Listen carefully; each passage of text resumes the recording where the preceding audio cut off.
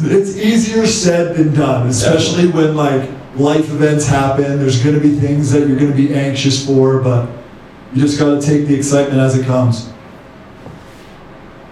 Jaleel, advice to the incoming freshmen or guys that are playing in college from your POV. Yeah, I can piggyback off of basically everything that he just said, honestly, and the cliche stuff, it works. Something that helped me, I wasn't the best freshman, to be honest, but when I did kind of get out of my own way and build momentum for myself, that's when I started to see success. And honestly, that's what I would say, just build some sort of momentum for yourself, see what the culture looks like, and then honestly see who is crushing it on a daily, become best friends with that person, and you'll go a lot farther. Something else that was said also, sorry, so many great things that I want to piggyback off of, but honestly, like, if your coaches don't see you working, you might as well have not even done it. So I was somebody who I would legitimately go to the gym at 3 a.m. If I couldn't sleep, I go to the gym, whenever I could, once I did started building that momentum for myself. But, I was also in the gym when I knew my coaches were in the office, and just so I can be seen putting that work in.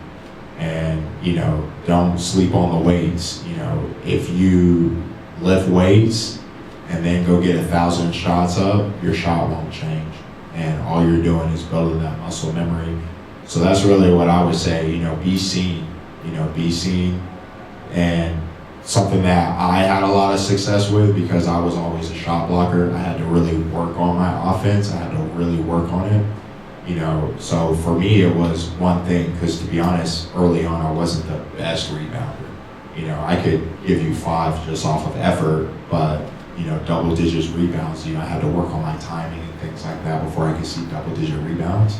But shot blocking is what got me any second of playing time, period. I was there to do one thing, to stop whoever, and that's what I would say. So whether for you guys that might be something else, whether that's shooting, whether that is, you're a hustle player diving on the floor for the ball, especially when you're young coming in, they might already have guys that they're familiar with.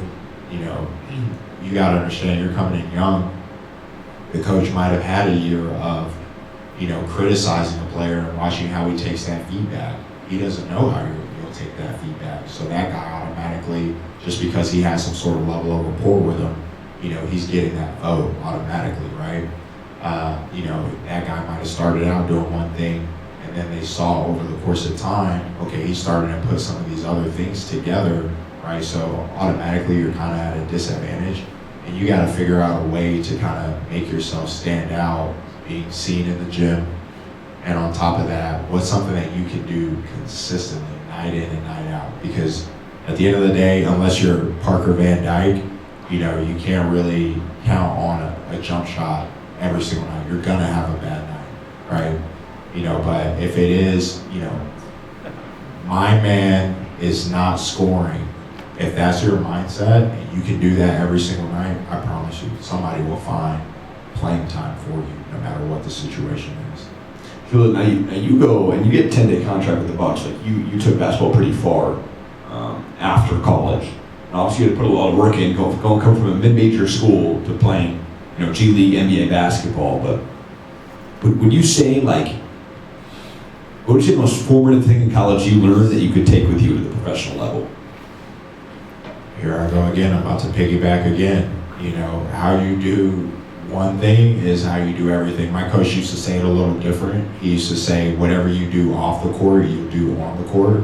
So even going down to waking up and not making your bed, if you do that, you might not hustle to save that ball from going out of bounds. It's just it was off on him, right? We're cutting corners now. So I would just say, it really doesn't take long to build habits. You'd be surprised.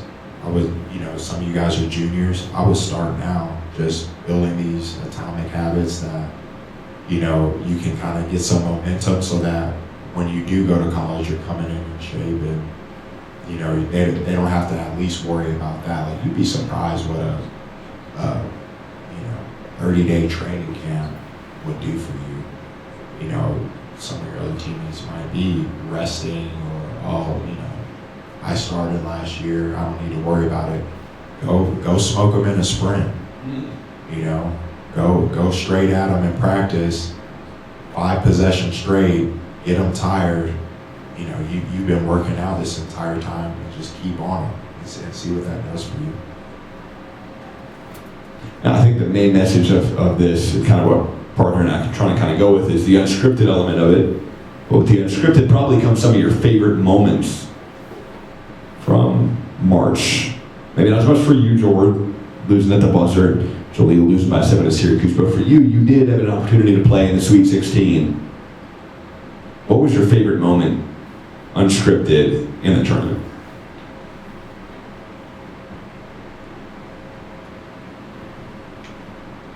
Again, unscripted.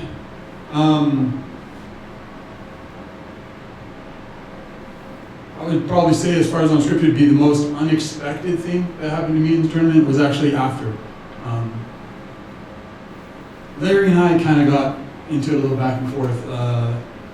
Before my senior year, I got married, and Larry had a really hard time with that, and had a really tough meeting with him my senior year, and it really changed my perspective of what it could have been. However, after we lost to Duke, I was able to connect with Larry in a way, and he was able to speak to my character and my relationship with him and who he really saw me as. And that was something that was completely I did not expect, because it was outside of basketball. It was about me as a man and him as a man. And that's, again, something that Larry not normally known for. And I took a little time to think about it, but for me, within advice for these guys, the few things I have is, one, basketball does end, and it sucks when it ends. And it's part of your soul that dies. There's part of you, this identity that you've put every aspect of your life into. So one, make the most of every moment that you have, because you don't know if again, my tooth, that was Jakob, smoked me in the middle of a practice, and I was not expecting it. And the amount of unexpected things that happen in our careers and in our day, make the most out of every moment that you have within basketball. As a freshman, you're only a freshman once. You only get to make that first impression for the coach once. So if you're, I'm last to practice, because, I slept through my alarm, I forgot there was this one thing in class-wise. Coaches know that, and they see that right away. You only have one life to live. Make the most out of every moment you have. Within making the most of that, confidence in who you are and what you bring to the table. Jaleel was talking about, make sure you have one thing that you do exceptional, that has you stand out. Have the confidence that you've put the effort in, all those 1,000 shots like Curry did. Have the confidence in a certain aspect and develop that confidence into more. The more confident you can be in every aspect, the more relaxed you can be. One of the things I've always been envious of Parker is his confidence of shooting the ball. I do not think he's ever thought he was going to miss when he shoots. Tips after practice, NBA game, wherever it is. He's shooting that shot, it's going in. Scored 85 one time. That was a pickup game, but he still scored 85. Honestly, I wouldn't be surprised if there's been a couple games pickup-wise that he's had more. We just didn't keep scoring. Didn't keep scoring, exactly. It's when he gets in. I mean, I've had the pleasure of watching him multiple times play too. It's locks in. It's tough to stop. There's people that are able to get into the zone, and then there's some people that just never leave the zone. Yeah. In the broadcast booth, he's that way, dude. Yeah, you know what? He's locked in. It's awesome. So in terms of players and guys that you play with, like, I think we can shoot it over here. I have a good question for you as well, but I also wanted to talk about guys that you played with who really left an impression on you. maybe in guys that you played with in March? And why do they leave that impression on you? Not someone that I played with in March, just playing against Arizona, they had TJ McConnell and Eric Gordon, and just the intensity with which they played. And I can time anybody's shot, like that's what I do. I was also a shot blocker.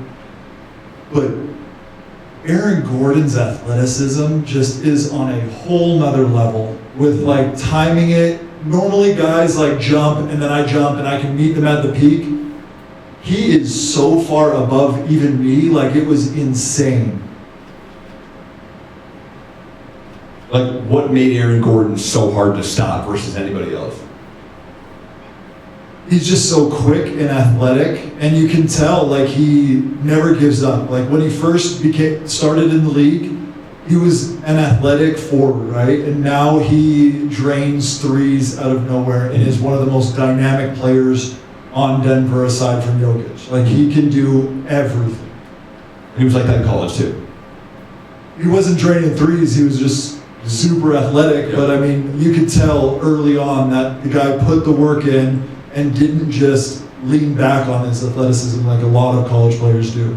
And I see your brother shaking your head too. Like, I'm happy to give you my mic too if you guys want to go back and forth on this. No, for sure. Again, playing against Eric Gordon, I remember feeling like, hey, I've got him. He's baseline. He can't do anything. And then he jumps up and reverses it. I'm like, I thought I had you baseline. And just his level of athleticism and tenacity and just never giving up. And then I remember our scouting report was like, hey, if he wants to shoot, let him. Please let him shoot. Don't let him dunk on us because it has much more impact. What about you? I see you shaking your head here. No, I didn't get to play against Aaron. Oh, yeah. You are Aaron Gordon. No, but so, you know, some players that I played against that really stood out to me. I mean, you know, I was really grateful I got to play against Andre Drummond when he was at UConn. I got to play against Julius Randle, and this was around the time where, you know, Kentucky was experimenting. I guess they had the players wearing heart monitors during practice and things like that. So, you know, they were letting the nation know that they were just on a different level. That's probably light work to you guys. You know, that you know, the next generation, they don't know how lucky they have it, but back then that was like a big deal. And I remember we played Kentucky at Rupp, and I just remember Julius Randle. I was like, this guy breathes different. You know, everything was different. It was just, you know, and just tenacity, and you know, he's going up, getting the rebound, and he's deep exhale on the way up to dunk it. And I was like, oh, I need to change the way I breathe. I need to change the way I do everything, you know, after that. So that was definitely somebody who had it, because it wasn't just the skill, it was the effort, the raw energy, and if it was good enough for Coach Al, you know, obviously, you know, it's good stuff. Now, I think a good thing to kind of tie these guys in again, like going from high school to college, what was your, and all three of you, what was your welcome to the NCAA moment? So NCAA.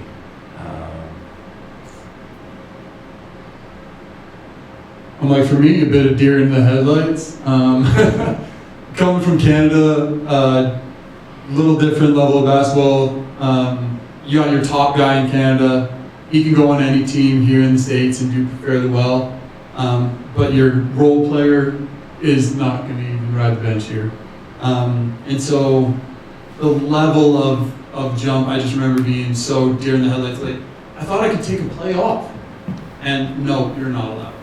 And then thinking, hey, I just get to my one shot every time, or I'm unstoppable in this one thing.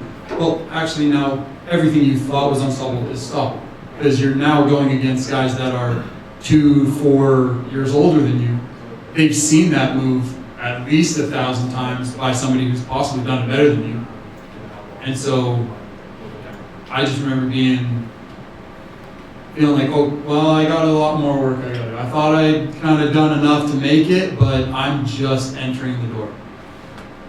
These guys are bigger, they're faster, they're stronger, like all the above. And plus guys like Aaron Gordon who could just shoot lights out in the building. Obviously, I mean, Aaron was just an interior guy who was super athletic. I remember I saw him at the Garden play.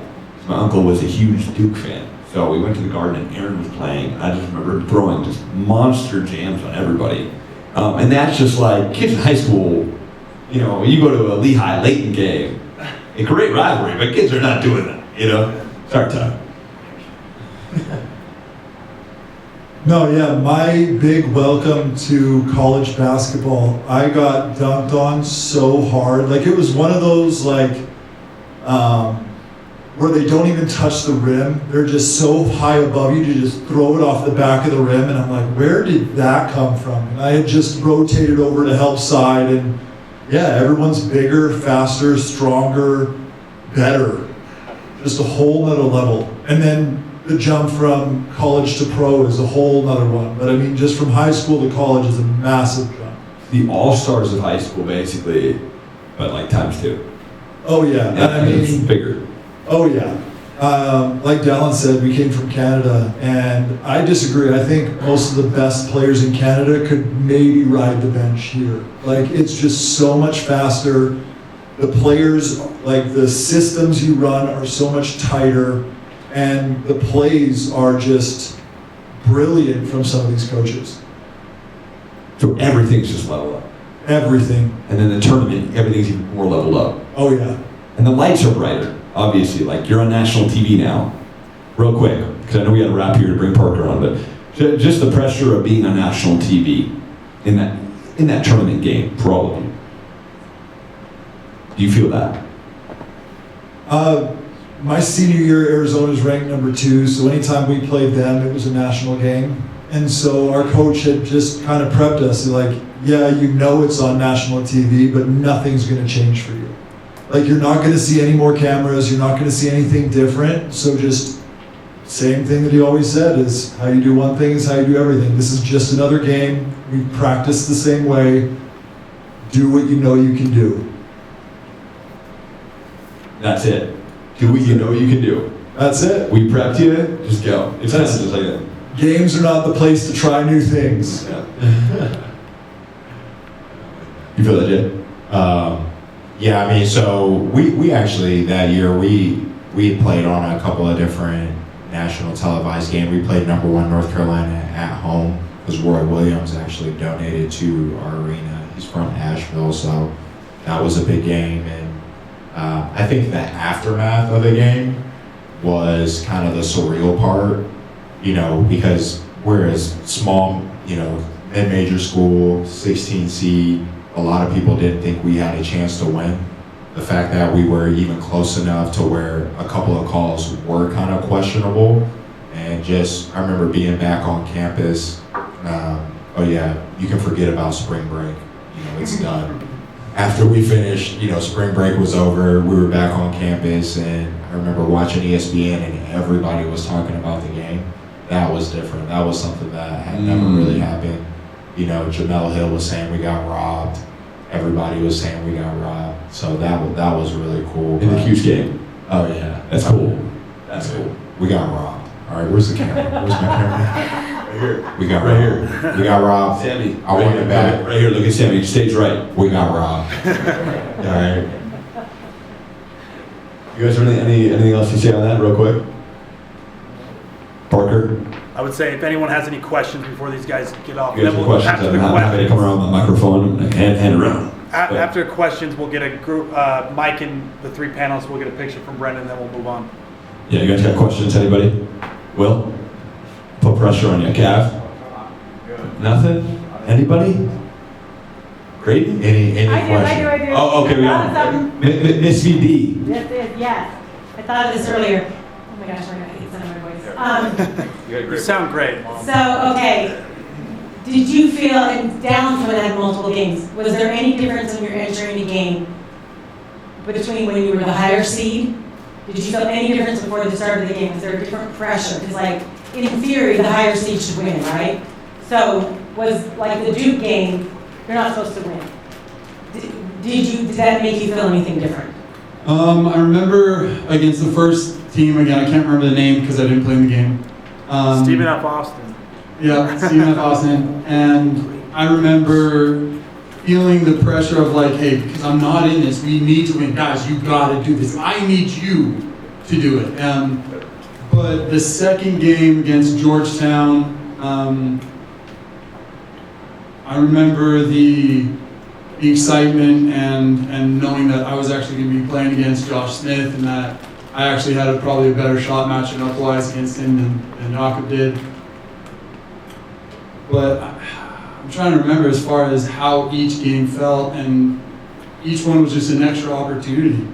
And after that first game, I really didn't think, and the hope was that I'd be able to play, but after the first game, knowing that we got a second game, and they talked about having extra basketball, extra time, I was just grateful for being able to play in the tournament against Georgetown, to do a great game, and then play against Duke.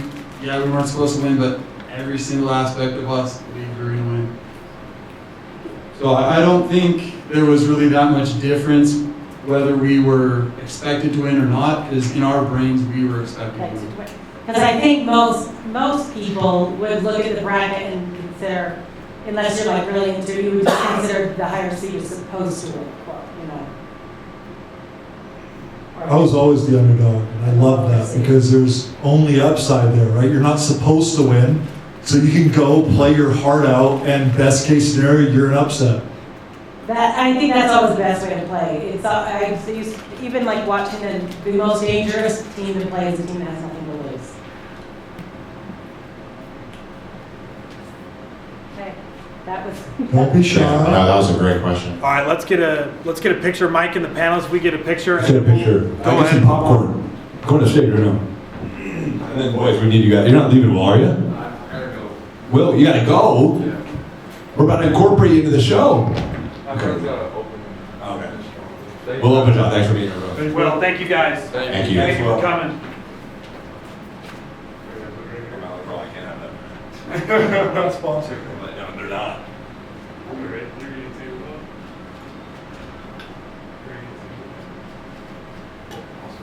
All right, Parker Van Dyke to the stage. A little bracketology. Everyone, please welcome Parker Van Dyke, a huge part of what we do here with GKN. He's been amazing. He is the mind of basketball, and he's never ceases to amaze me with his basketball knowledge. And also a great player. Scored 85 in a game. Park, I love you. It's yours. Thank you. All right, you guys, we're almost done here. We're gonna get through this. So, stage is mine. Thank you to Dallin, Jordan, and Jaleel. Let's give them a round of applause really quick. Thank you, guys. All right, we're gonna see if this. We gotta make sure this works. If it doesn't, we're gonna need to get Bella. We might need to get Bella back here. I'm coming, Park. Because I need some slides. I think this is out of battery. Oh, there we go. All right, you guys, I'm going to give you some tournament bracket information. You guys all filling out brackets? Okay, we're just going to do a little 5-minute overview of this year's tournament. I'm going to give you some stats. No one's ever filled out a perfect bracket, but I'm going to give you guys some tips to increase your chances to winning your bracket challenges. All right? Ready for that? Okay. Yeah, let's go to the next one. Okay, a couple of random facts here to keep in consideration.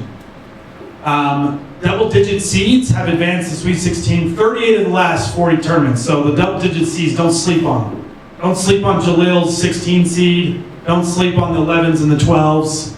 A lot of times people get happy with the 1 seeds, but only twice in history have the number 1 seeds made the Final Four. Now, one of those times was last year, so it could happen again. And then this is for the old timers out here. This is a great trivia question. The 8th seed is the lowest seed to ever win, and that was 1985 Villanova over Georgetown. So all of us in here, a lot of us in here weren't even thought of in 1985, but that's one of the greatest upsets in all of sports. And if I had more time, I'd go over why. But Villanova, I think missed 1 shot the whole game, and they won. So, crazy game. That was like the Patrick Ewing Georgetown team. All right, next slide here. Okay, 11 seeds are the most common for upsets, so keep that in mind, filling up brackets. A 5 seed has never won a title, so if you have any 5 seeds winning a title, that has never happened before. You can see where other seeds have done. And then St. Peter's is the highest seed to ever make the Sweet 16. A couple of years ago, they beat Kentucky and Purdue before losing North Carolina. Next slide. Let's see here what's coming up next. All right, this one's the most important if you guys are trying to pick upsets. There's a lot of times people get upset happy. There's 63 total games, not including the first 4. 14 upsets is the most that have ever occurred. So definitely don't choose more than 14 upsets, and 3 is the least. So about 8.3 total upsets on average, and all those upsets should happen in the first round. This is a really important seed. We've got a lot of Utah teams in the tournament this year, a lot of people with Utah ties, and some of them are involved in these 8-9 games. This is one's tough because 9 seeds win about over 50% of the time. The thing that's tougher with them advancing is that when they win, they usually get the number 1 seed, which is a tough draw. But, all right, I think I've got a couple more slides here. Here are my top 5 upsets, so if you want to take a picture of that. These are 5 upsets that I think have a great chance of happening. That first one, we talked a lot about Santa Clara, without you guys knowing. Herb Sendek, who coached Jordan in Arizona State, is now the coach of Santa Clara, and he's got a great team. I don't know if I believe in Kentucky, I'll be honest with you, and Mark Pope, so I don't know about that. But that's a great upset. Watch out for South Florida. This one's probably the most likely. A lot of people are choosing VCU over North Carolina because Caleb Wilson is hurt. The next 2, a lot of people really like Hofstra, and then North Dakota State might be my favorite mid-major team in the tournament. Watch out against Michigan State. They should honestly be a higher seed. Those are 5 to look out for. All right, I wanted to outline, look, all of these names on here have Utah ties. So this is one thing that's really cool that demonstrates how good Utah basketball really is. And you guys have a chance, an opportunity to have your names up on this list like these guys. So just going through, all of these games have Utah ties. So 8 TCU, Tanner Toolson, grew up in Utah. You guys know Tanner Toolson, played at UVU last year, now he's in the tournament. Xavier Edmonds played at Slick last year. Michigan State, Jackson Kohler of American Fork. We were supposed to have some American Fork guys here. Number 8, Clemson. Jake Wallane, Timpview. Shout out to Will Openshaw of Timpview. And Carter Welling, who's now hurt, which hurts Clemson, but he went to Corner Canyon. Utah State. Any Utah State guys in here? We had a couple of Utah State guys committed, but not yet. Or they didn't make it. Obviously, Drake Allen of Westlake. Shout out the Westlake boys. We've got a few Westlake guys here. Jordy Barnes of Ole. Shout out Gavin Lowe with Olympus. And Mason Falslev of Skyview. So another Utah ties. Hawaii, we've got another Timpview kid, Hunter Erickson, who also played at BYU and Utah. Tanner Cuff from American Fork, Isaac Finlinson, who played at Snow and now at Dixie, and then Isaac Johnson, who played at Utah State, now at Hawaii from American Fork. Who are the BYU fans in here? We got some Utah love. Are you guys BYU fans? I'll forgive you, that's okay. But obviously Richie Saunders from Riverton, played at Wasatch Academy, Cape Bacada. Brody Kozlowski from Corner Canyon, Jared McGregor, another Westlake guy. Westlake's all over. And then Santa Clara, Kentucky, we talked about Herb Sendek, Colin Chandler from Farmington. But that's just one tournament. Look at all those guys from Utah that are a part of this tournament. So that's the present, we had the past, you guys being the future. All right, next slide here. Here's my Final Four pick. Duke, Houston, Arkansas, I think looked the best in all of the conference tournaments. I have them being in kind of an upset to the Final Four. And then the finals, rematch of last year's Final Four. Duke gets a revenge over Houston to win it all. So those are my picks. Okay, and then here's the final bracket. But if we'll go to the next slide, final slide, and then we're going to go ahead and do some trivia here. All right, boys, it's now your time to shine here. Who's ready for some March Madness trivia? You guys, you got to get up on stage here. So let's get all the high school guys. Let's get up on the stage. Let's make some noise. It's the future of March Madness right here. We've got Let's see here. I've got my questions here and my matchups. If someone could bring me the clipboard over there, I left the clipboard with the names on it.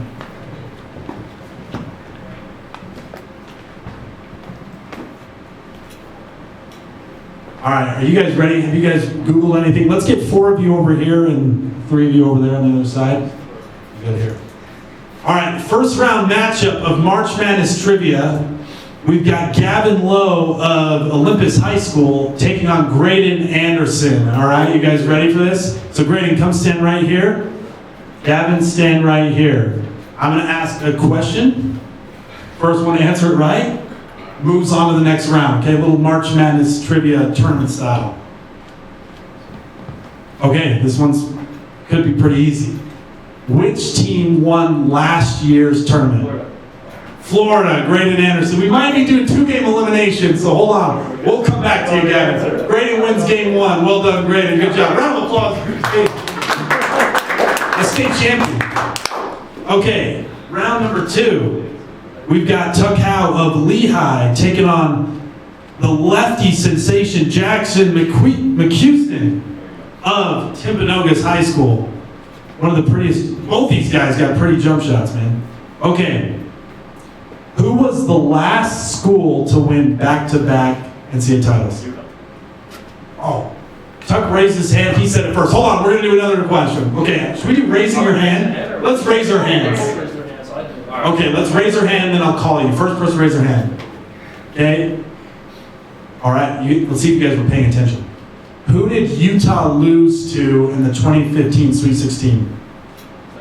Duke, well done. Okay, Tuck did one win right there. Moving on. Next matchup, we've got, let's see here. We've got Malik Sika of Westlake, another champion, taking on Brody Thompson. Oh man, this is Westlake versus Westlake. This is crazy here. Here we go. Battle of the Brothers. Which school has the most national titles of 11? UCLA. Well done. That was quick. Okay, Malik, moving on. Okay, Dang Dang, you will be taking on Gavin Lowe one more time. Dang Dang of Juan Diego. Gavin, if you miss this one, you're out of the tournament, unfortunately.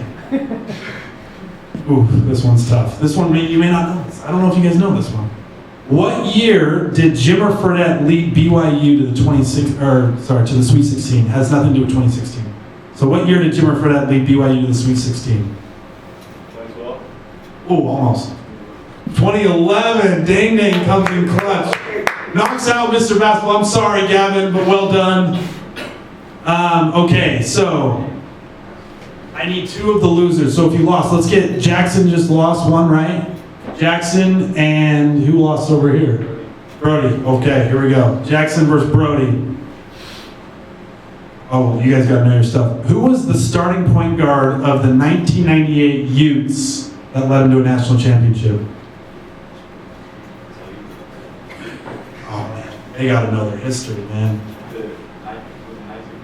98. So the Utes won in 1944. In 98, they went to the Final Four in the national championship, lost to Kentucky. But who was the point guard of that team?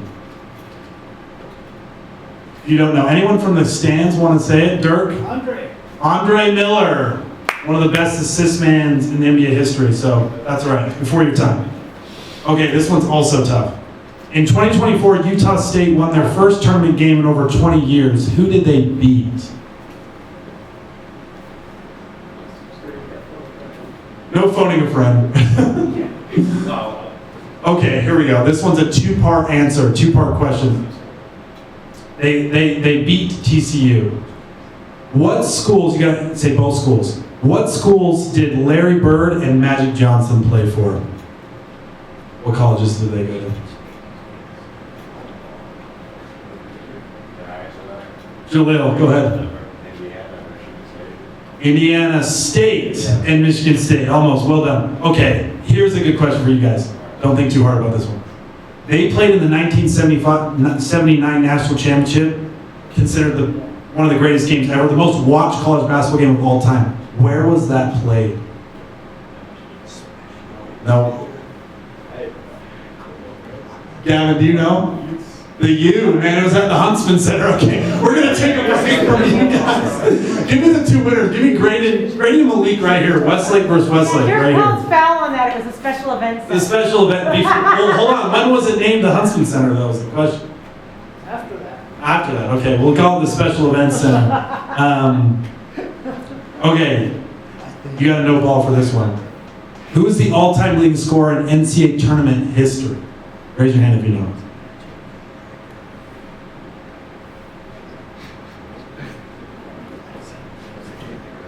Played for Duke in the 90s, and then was on the 92 Dream Team.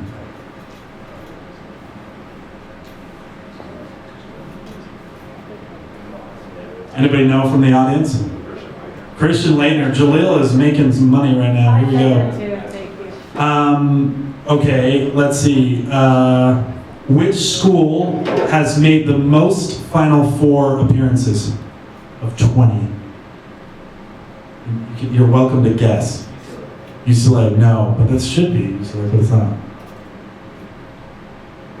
North Carolina, Malik hits it. Oh man, he pulls that out of the bag right here.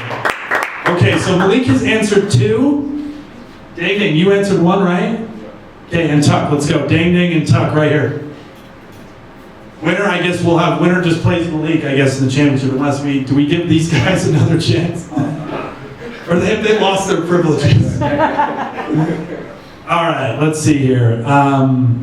Okay, this is a little bit of a trick question.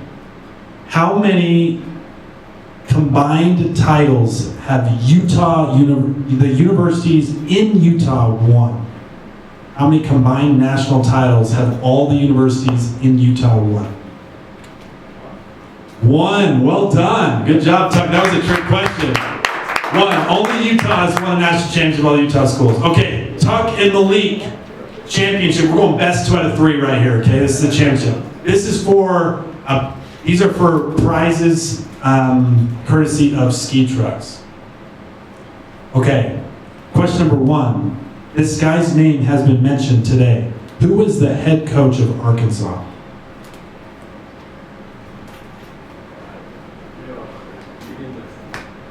Gavin, who is it? John Calvin. Gosh, man, we got, yeah, who's the coach of Arkansas right now? Yeah, I feel bad that Gavin's lost. He's gotten 3. I think Grady knew that one too. Okay, let's see. Who is the head, right now, who is the head coach of Michigan State?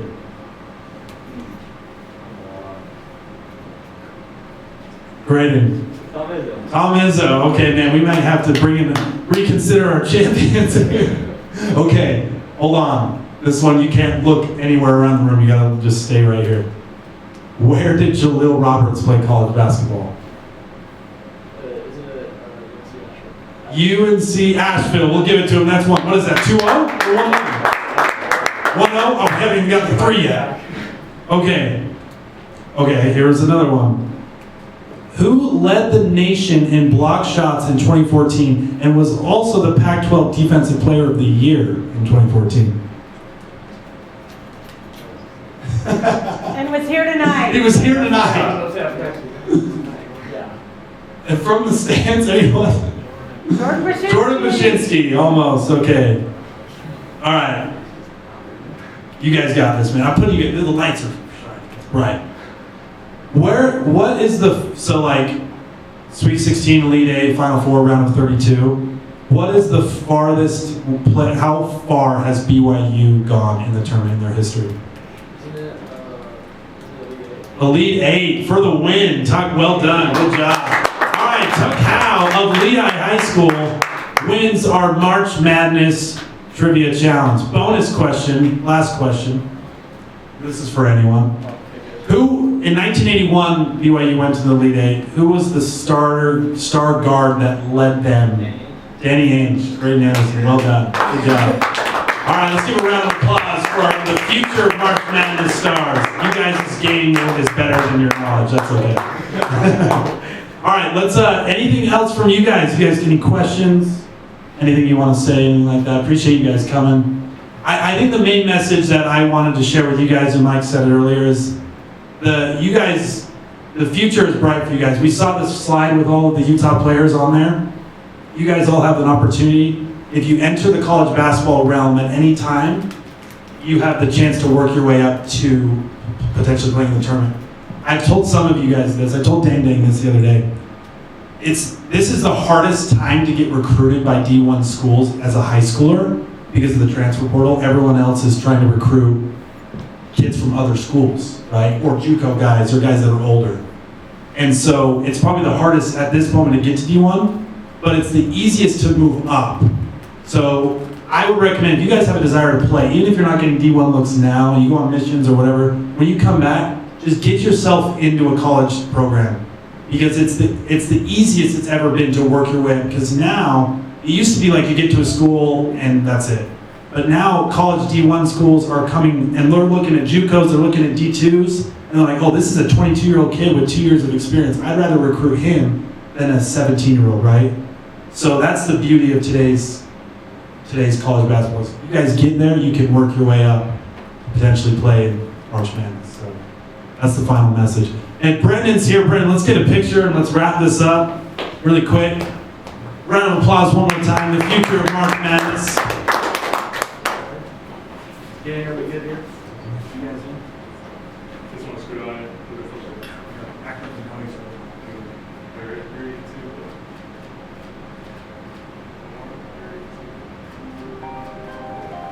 Awesome, thanks.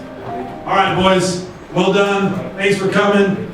Appreciate you guys. Good job. Get a prize, man.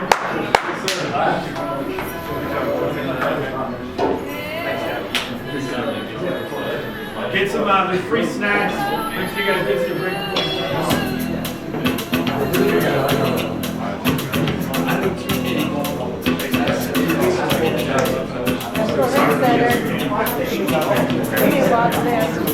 How was that? I missed the whole thing. This is Parker Lady. Michael, great to meet you.